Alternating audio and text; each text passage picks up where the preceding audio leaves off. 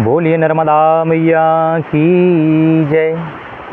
अलक्ष लक्ष किन्नरामराशुरादि पूजितम सुलक्ष नीर तीर धीर पक्षि लक्ष्य पूजितम वशिष्ठ शिष्ट पिप्पलाद कर्दमादि शर्मदे त्वदीय पाद पंकजम नमामि देवी नर्मदे। पुनः नर्मदा मैया के पावन श्री चरण कमलों में कोटि कोटि वंदन प्रणाम करते हुए मेरे सभी भक्तों के हृदय में विराजमान भगवान श्री कृष्ण कन्हैयालाल नर्मदा मैया के पावन श्री चरणों में कोटि कोटि वंदन प्रणाम।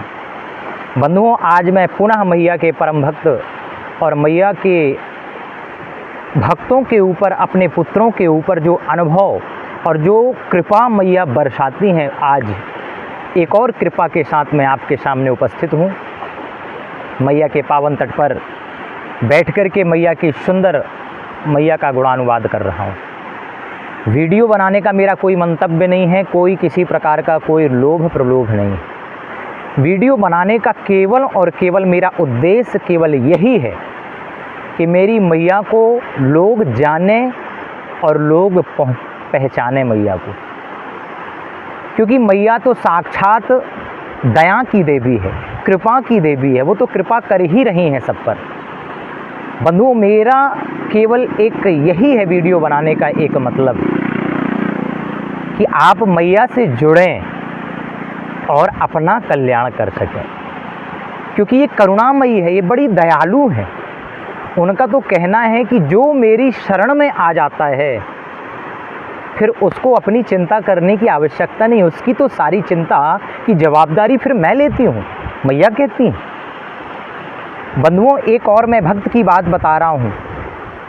जो भक्त मुझे परिक्रमा में मिले थे, परिक्रमा के दौरान वो काफ़ी विकलांग थे, लेकिन उन्होंने कहा कि महाराज, जो आप मेरा स्वरूप देख रहे हैं वो 50% से ज़्यादा ठीक हो गया है। एकदम उनका चेहरा घूमा हुआ था, ऐसा था, दोनों हाथ टेढ़े थे और पैरों में दिक्कत थी जब मेरे को वो मिले थे उस टाइम।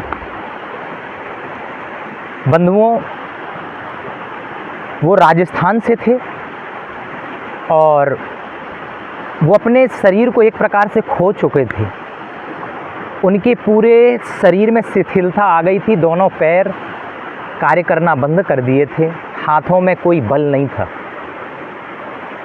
सर्वत्र उन्होंने इलाज करवाया, लेकिन 1% भी उन्हें आराम नहीं लगा। लेकिन मैया की ऐसी कृपा, मैया का ऐसा आशीर्वाद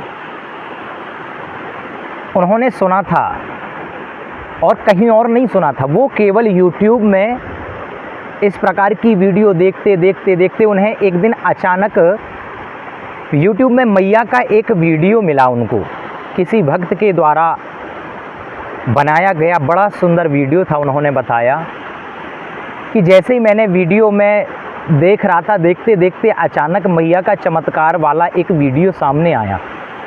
और मैं बंधुओं जैसे ही देखा, उन्होंने कहा महाराज, जैसे ही मैंने वो वीडियो को देखा, क्योंकि मैं परेशान था, चारों तरफ मैंने इलाज कराया, बड़े बड़े दरबारों में गया, औषधियों के पास औषधालय गया, तांत्रिकों के पास गया, बड़े बड़े संतों के पास गया महाराज, लेकिन मुझे कहीं कोई आराम नहीं मिला। 30-32 साल के थे वो सज्जन। जब उन्होंने मैया नर्मदा मैया के विषय में जब सुना कि कितनी कृपालु है मैया, कितनी दयालु है, जो भी भक्त जिस मनोकामना को लेकर के उनके पास आता है, जो 2 बूंद भी यदि आंसू मैया की शरण में अगर बहा देता है तो मैया से देखा नहीं जाता। बंधुओं, यदि बालक यदि रोता है तो क्या मैया से देखा जा सकता है क्या? तुरंत बालक के जिस वस्तु के लिए रोता है, मैया तुरंत वो वस्तु ला के दे देती है। तो यदि हम नर्मदा मैया की शरण में रोएंगे, देखो बंधुओं, एक बात मैं निश्चित तौर पर बता सकता हूँ, और मेरे से ज़्यादा कहीं मेरे से सब बड़े बूढ़े हैं, बुजुर्ग हैं, आप लोग सब जानते हैं कि संसार में यदि रोएंगे तो हमारा मजाक पीठ पीछे उड़ाएंगे। अच्छा हुआ, अरे बड़े कष्ट में जी रहा है, क्योंकि आज के युग में कोई किसी को सुखी देखना ही नहीं चाहता है। केवल इस संसार में केवल माँ ही है जो अपने पुत्र को, अपनी संतान को सुख देखना चाहती है कि ये भी सुखी रहे, क्योंकि पुत्र यदि सुखी है तो फिर माँ अपने आप सुखी हो जाती है। बंधुओं, उन्होंने देखा कि मैया की शरण में व्यक्ति जो भी मांगता है हर वस्तु से प्रदान होती। उसके मन में भी विचार आया कि माँ, मैंने तो सुना है कि आप सबकी मनोकामनाओं को पूरा करती है। मेरे हृदय में और किसी भी चीज़ की कोई आकांक्षा नहीं। मेरे मन में केवल मुझे बस एक ही आशीर्वाद आप दे दो कि कम से कम मैं दूसरों के सहारे तो ना जीवित रहूं। यदि आप मुझे ले जाना चाहती हैं तो ये तो मुझे मृत्यु दे दो, क्योंकि इस प्रकार पड़ा पड़ा स्वयं परेशान हूँ, मेरे कारण मेरे पूरे परिवार के लोग भी परेशान हैं। तो यदि मुझे जीवन देना है तो मुझे स्वस्थ कर दो, उससे ज़्यादा मुझे और कुछ नहीं चाहिए। और यदि स्वस्थ नहीं कर सकती तो फिर मुझे उठा लो। क्या करूँगा ऐसा अपाहिज जीवन लेकर के। इस प्रकार बंधुओं, वो मैया से वीडियो देख देख करके रोने लगता है और मैया से प्रार्थना करता है। और फिर वो नित्य मैया नर्मदा मैया की वीडियो को सर्च करता। नर्मदा मैया के विषय में जब जाना, हर वीडियो में मैया का चमत्कार उसे दिखाई दिया। मैया के प्रति धीरे धीरे उसके मन में, उस सज्जन के हृदय में बड़ी अपार श्रद्धा हो गई। एक दिन अपने घर वालों से कहता है, मेरे को नर्मदा जी जाना है। उन्होंने कहा कि नर्मदा जी तो हमारे यहाँ से बहुत दूर है, तुम कैसे जाओगे? और तुम चलते फिरते बनता नहीं, हम तुझे ले जा कर के हम खुद परेशान होंगे, हम कहाँ कहाँ उठा कर के तुझे रखेंगे। उसने कहा, एक काम करो, ओमकारेश्वर जी मुझे ले जाओ, मुझे दर्शन करने हो, नर्मदा मैया के किनारे मुझे छोड़ करके आ जाना, लेकिन मुझे एक बार लेकर के चलो। बंधुओं, जिद करने लगा। बहुत दिन जिद करते करते जब हो गई तो एक दिन घर वालों ने कहा कि चलो इसे ले ही चलते हैं, ज़्यादा होगा तो उसको कुछ दिन वहीं पर कहीं आश्रम में रख देंगे। तो बंधुओं, उसके घर वाले एक दिन तैयार होते हैं और अपने पुत्र को लेकर के, क्योंकि घर वाले भी बहुत तंग आ चुके थे महाराज। कई वर्षों से वो ऐसा विकलांग था कि अपने द्वारा ना खा पी सकता था, ना कोई अपनी क्रियाओं को कर सकता था। तो घर वाले भी बहुत परेशान थे। उसने बताया कि मुझे विश्वास है कि यदि इस संसार में अब मुझे कोई स्वस्थ कर सकता है, अब मुझे कोई ठीक कर सकता है, तो वो केवल मेरी मैया है, उसके अतिरिक्त और कोई नहीं ठीक कर सकता। घर वालों ने कहा कि चलो जैसी माई की इच्छा, लेकर के आए। 4 व्हीलर की और 4 व्हीलर में लेकर के आए ओमकारेश्वर जी। वहाँ पर उन्होंने एक होटल में एक रूम लिया, अपने पुत्र को बढ़िया नर्मदा माई में स्नान कराया है, ओमकारेश्वर जी के दर्शन कराए हैं, ममलेश्वर जी के दर्शन कराए हैं। फिर पूछते हैं अब क्या करना है बताओ। तो उस बालक ने कहा कि मुझे आप यहीं छोड़ करके चले जाइए, चिंता मत करो, जैसे जिस हाल में मुझे माई रखेंगी मैं रह लूँगा। जब तक मेरा मन होगा तो मैं रहूँगा, वरना मैं किसी भी प्रकार में अपने घर आ जाऊँगा, आप लोगों को अब नहीं बुलाऊँगा। बंधुओं, जब वो कुछ दिन, 1 आध महीने किसी आश्रम में रुका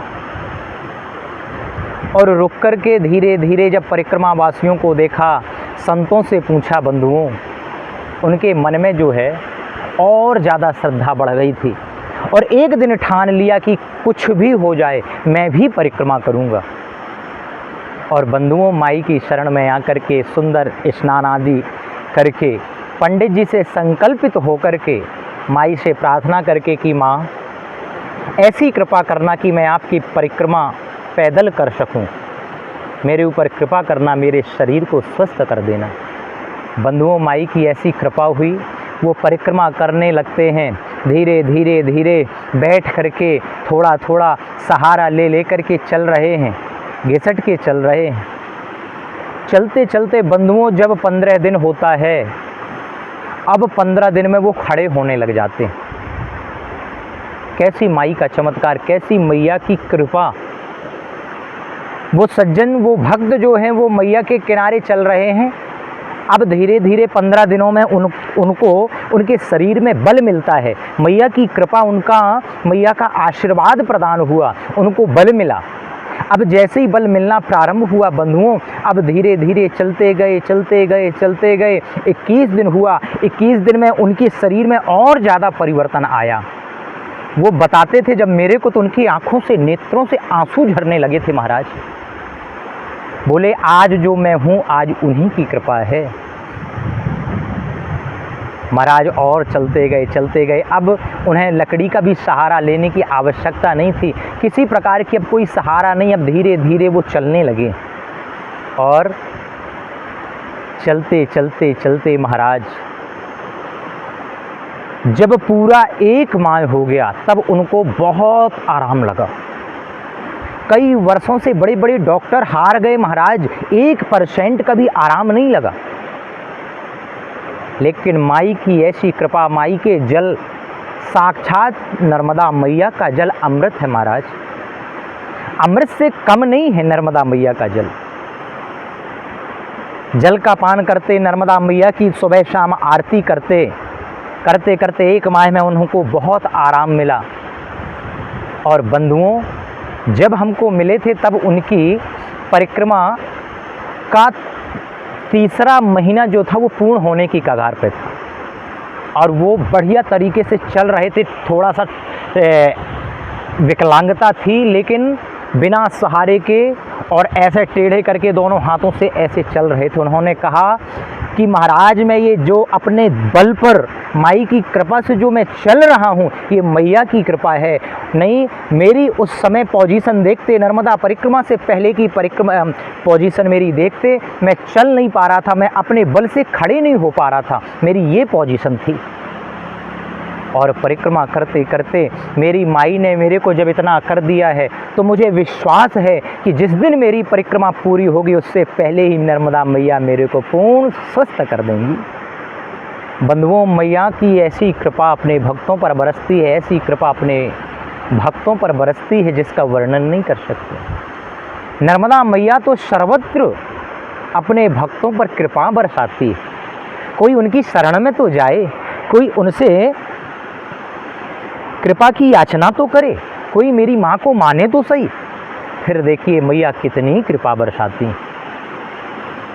बंधुओं, मैया के सैकड़ों चमत्कार होते हैं, मैया के दर्शन से ही चमत्कार है। दर्शन से बड़ा कोई पुण्य नहीं है मैया का।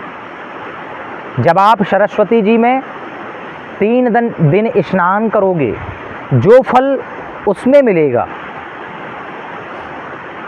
यमुना जी में 7 दिन रह कर के वास करोगे, स्नान करोगे, तब उसका जो फल मिलेगा, गंगा जी में 1 दिन स्नान करने का जो फल मिलेगा, वही नर्मदा मैया के केवल दर्शन मात्र से संपूर्ण स्नान का फल प्राप्त हो जाता है। संपूर्ण अनंतानंत मैया के दर्शनों से अनंत गुना ज़्यादा फल मिलता है। इसलिए आपसे निवेदन है, यदि आपके जीवन में कोई संकट आए, कोई तकलीफ आए, तो संसारियों के पास मत जाना। यदि आपको जाना ही है तो सच्ची आत्मा से मेरी माई के शरण में चले जाना। मैं निश्चित तौर पर कह सकता हूँ, माई के अनुभव से कह सकता हूँ, माई की कृपा से कह सकता हूँ कि मैया से बड़ा कृपालु इस संसार में कोई नहीं है। बंधुओं, एक बार माई की शरण में जाएं, सब कुछ भुला करके मैया की शरण में जाएं। और एक बात और कह दूंगा, यदि माई की शरण में जाएं तो केवल माई से कुछ मत मांगना, अगर मांगना तो माई को ही मांग लेना। और जब मैया को ही मांग लोगे बंधुओं, तो फिर किस बात की आपके पास कमी है। इसलिए मन से जहाँ भी रहें, मैया का ज़्यादा से ज़्यादा स्मरण करें। स्मरण करोगे तो एक ना एक दिन मैया आपको बुलाएंगी, और जब आप उनकी किनारे जाओगे, मैया से लगाव होगा, तो एक ना एक दिन सारे संसार में रहते हुए कितने भी बिजी रहें, वो ऐसा समय निकाल देंगी कि आपको भी पता नहीं चलेगा कि आपने परिक्रमा कब कर लिया। इसलिए मैया से ज़्यादा जुड़ें, माई की भक्ति करें और अपने जीवन को एवं अपने परिवारी जनों को सुखी पहुंचा सकें, कल्याण कर सकें, इस भाव से मैया की शरण में आएँ। मात श्री नर्मदे हर हर महादेव।